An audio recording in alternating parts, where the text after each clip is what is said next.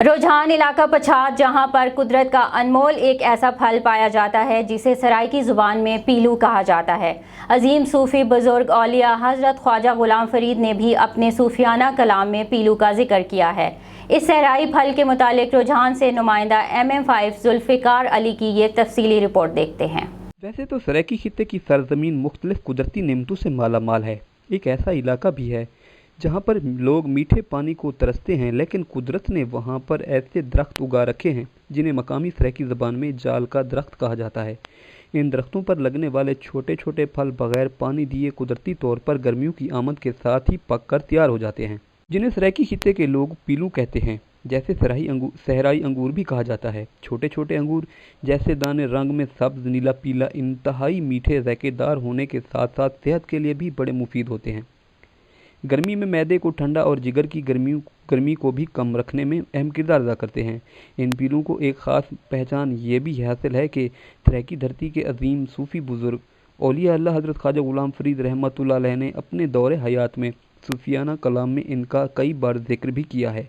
जैसे मुल्क का कई नामवर गुलकारों ने अपने गीतों में गाकर सुनाया है।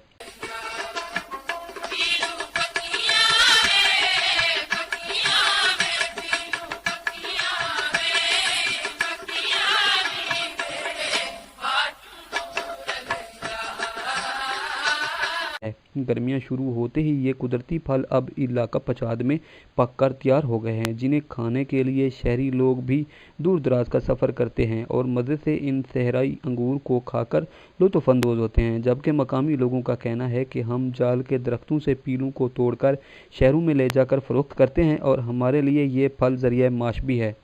दौरे जदीद में अब सहराई इलाकों में भी तब्दीली देखने में आती है। अब इन जाल के दरख्तों को काट कर इनकी पैदावार को कम किया जा रहा है।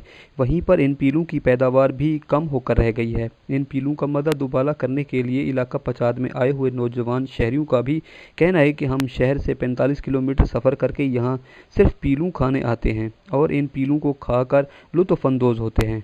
सहराई इलाके का ये कुदरती अनमोल फल पीलू मुख्तलिफ रंगों में पाया जाता है, लेकिन अब इनकी पैदावार इंतहाई कम होती जा रही है। कैमरा टीम के साथ जुल्फ़िकार अली, तहसील रिपोर्टर, MM5 न्यूज़, रुझान।